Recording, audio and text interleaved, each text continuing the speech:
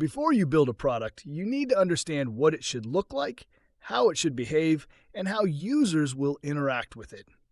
That's where prototyping and wireframing come in. In this lesson, we'll explore how these two techniques help you turn ideas into testable visual concepts. Wireframing is the first step. Think of a wireframe as the blueprint of your product. It's a low-fidelity layout that maps out the structure of your user interface without getting into design details. You're focusing on placement of elements, like buttons, menus, images, and text, not colors or fonts. This allows you to think clearly about functionality and flow without being distracted by visuals. Wireframes are useful because they're fast to create and easy to change. You can sketch them on paper, use whiteboards, or choose tools like Balsamiq, Figma, or Sketch. What matters is clarity, not polish. Wireframes help you quickly communicate ideas with your team and align everyone before development begins.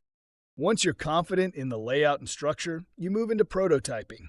A prototype is an interactive model of your product. It simulates how users will navigate and use your app or site. Unlike a wireframe, a prototype can include some level of interactivity, clickable buttons, transitions between screens, or even animations. Prototypes are invaluable for testing. They let you gather real user feedback before writing a single line of code.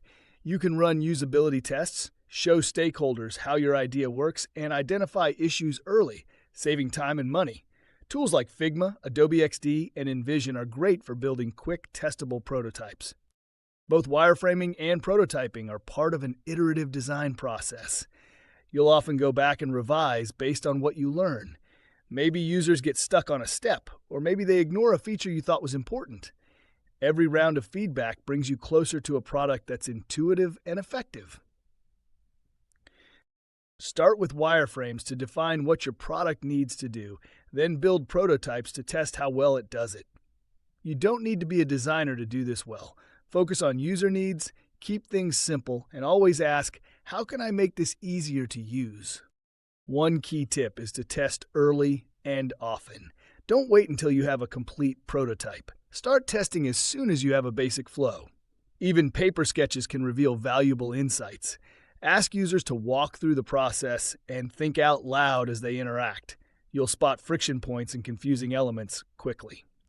Also, don't fall into the trap of making your prototype too polished.